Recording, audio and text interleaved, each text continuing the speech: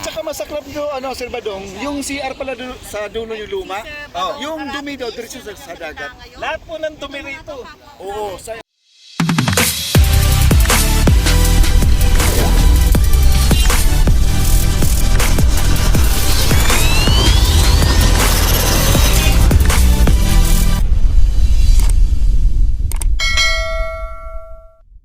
Lahat ng dumi rito sa buong ano na to, papunta ng Ross Boulevard. Papunta ng dito sa Manila Bay, kaya napakarumi po nito. galing sa estero.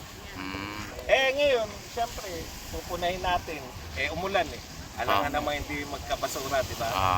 Ano lang ba gagawin niya pag may natangay na basura?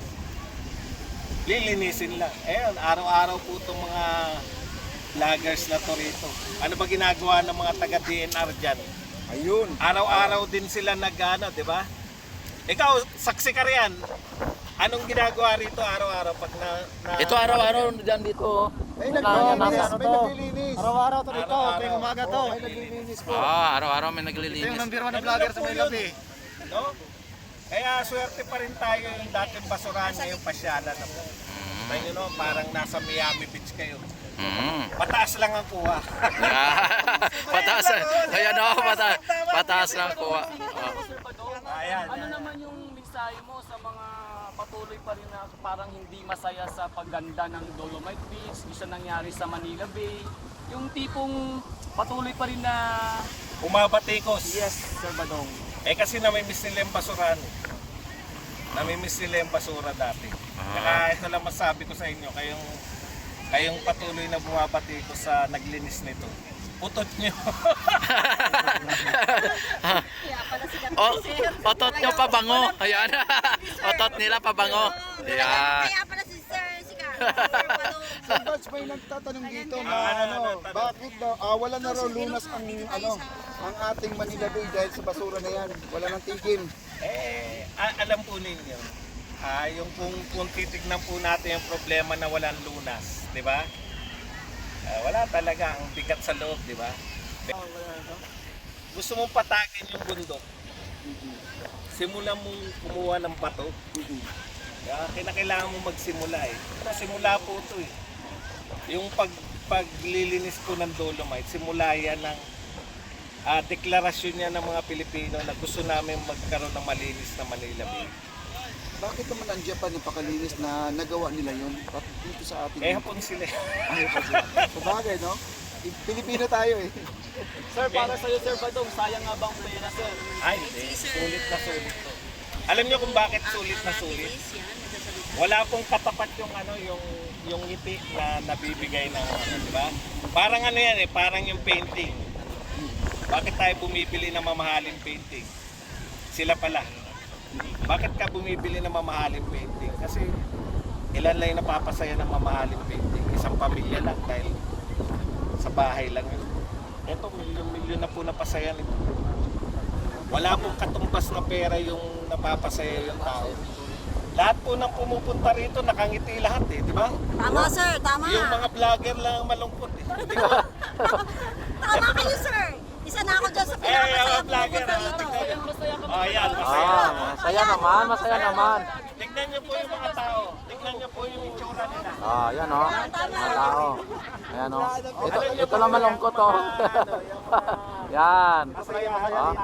Yan. Wala pang katumbas na pera yan. Ah. Kaya huwag mo sabihin na, di ba, nagbibigay kayo ng bulaklak sa nililigawan nyo, di ba? Nagkukwenta ba kayo na magkano ba yung bulaklak na yan? Pwede naman akong bumili ng babae. Hindi ganun yun, di ba?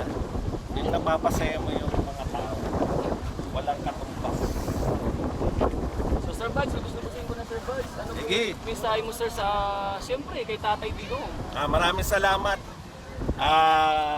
sa aming tinuturing na hindi ko naman sinasabi na siya yung pinakamagaling. No? Isa sa pinakamahusay, pinakamagaling na presidente ng Pilipinas, si Tatay Digong, dahil sa proyekto na to.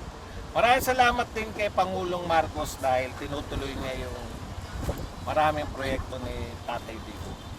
Yun lang. Ang kinakailangan natin ngayon, continuity. Kaya magandang ginawa, di ba?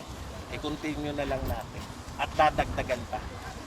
Sir Bats, Ano gusto man ko- yung ano nyo, yung political leaning nyo, kung kayo may Marcos, anti-Marcos, di ba? Wala na yun sa tapos na eleksyon, ang eleksyon na lang, di ba? May nanalo na eh. Yes po. Eh kahit na nung angal nyo, may presidente na tayo. Mensahe po natin sa ating Vice President, Sir Bats, baka... Kapit lang. Alam nyo, pinuputakti po ngayon si Vice President Sara Duterte. Alam niyo naman kung bakit, di ba? Siya po ang pinakamalakas na kandidato. So para, ayon sa lahat ng survey, siya yung pinakamalakas na kandidato for 2020 presidential election. Kaya lahat, babanatan talaga siya, no? Mula sa confidential fund. Kahit hindi, nakakatawa nga eh, no?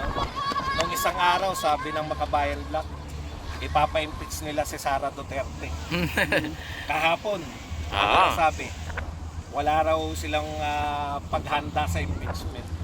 Ibig sabihin, sa usapin ng impeachment, ang importante, meron ka man lang ibinibintang. Wala nga silang binibintang kung ano yung kasalanan ni Sara Duterte.